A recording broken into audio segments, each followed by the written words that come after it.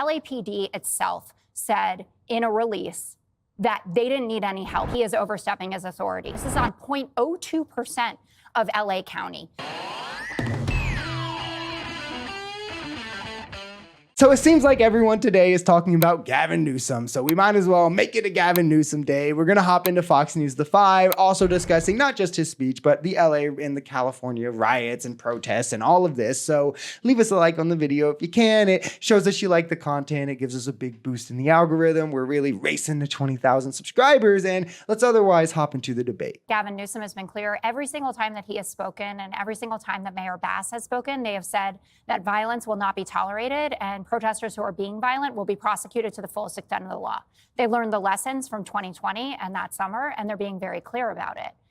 Gavin Newsom's point is a well-taken point, and Donald Trump need only listen to Donald Trump from 2020 to know that he is overstepping his authority. He sits down with George Stephanopoulos and says, I can't use the National Guard without the governor's permission. That's what Gavin Newsome is saying. Then also in 2020, when he's talking about invoking the Insurrection Act for Portland, he said there's no reason to do that. Now, those were arguably much bigger protests. There were many more problems in 2020 than there are right now. And the reason that we didn't need the National Guard, and we certainly didn't need the Marines, is that the LAPD itself said in a release that they didn't need any help, that they could contain it. And the reason that that's the case is this is on 0.02% of LA County. And these are the things that Trump and the cult won't mention, as they want you to think that all of LA is on fire because it fits their narrative better. And none of them are actually doing research. So they're just listening to what Trump says in Fox News and sucking in the talking points. They don't care about substantive conversation. The difference in 2020 Trump and Trump now is then was just the baby stages of trying to make every single thing a political issue for the gain. So he kind of had to feel it out here and there, where now it's in full force. You also have to take into consideration he's not worried about re-election, and after the felonies and the rape, he knows that he can do anything with the cult and stay in good graces.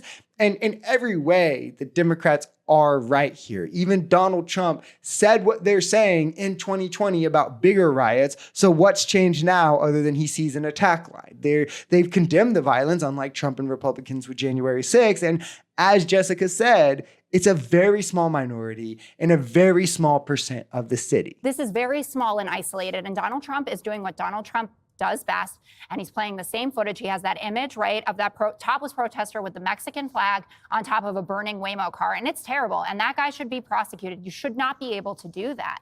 But that doesn't mean that in general, that's what's going on here. So Gavin Newsome is speaking for a majority of Americans. Right before we came on air, there was a new Quinnipiac poll that was released. So Donald Trump, -12 on approval in general, -11 on immigration, and -16 on deportations.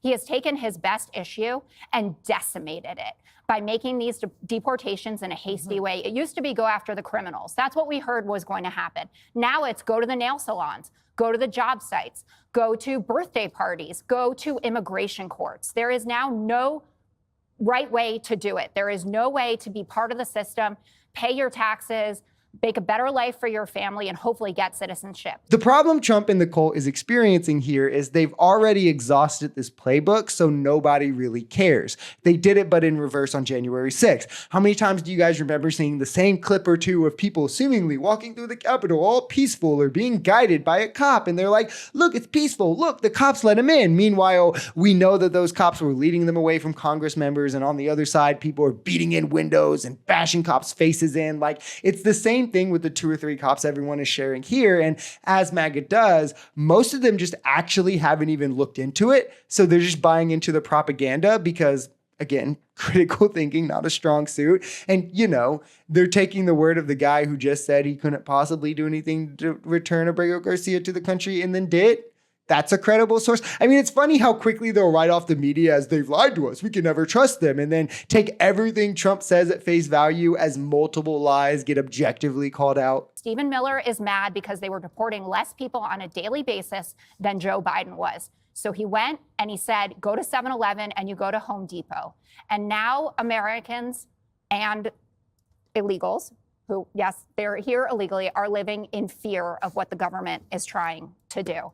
And just one more thing, the GOP caucus, like Valadejo, Gonzalez, representatives, they know that this is bad. Valadejo saying, please prioritize removal of known criminals. Gonzalez, focus on convicted criminals, not farm labor. And this is, as we know, a baseline of 43% of ICE detainees have no criminal record. I think upwards of 70% have no accusation of a crime when they were detained. And a large chunk after that only have minor traffic violations. Even this has become political for Trump, right? He just wants to be able to say at this point, I did better than the Democrats, right? And when he realized that sad old Biden was about to put up better numbers than him, he decided to throw out due process, throw out the First Amendment, mask ICE up, have them walk the streets of sanctuary cities and sanctuary states and stir up violence so he could get some numbers on the board, where he probably also realized pretty quickly that any collateral damage would make some sick campaign ads. So it's a big win-win for him and his party,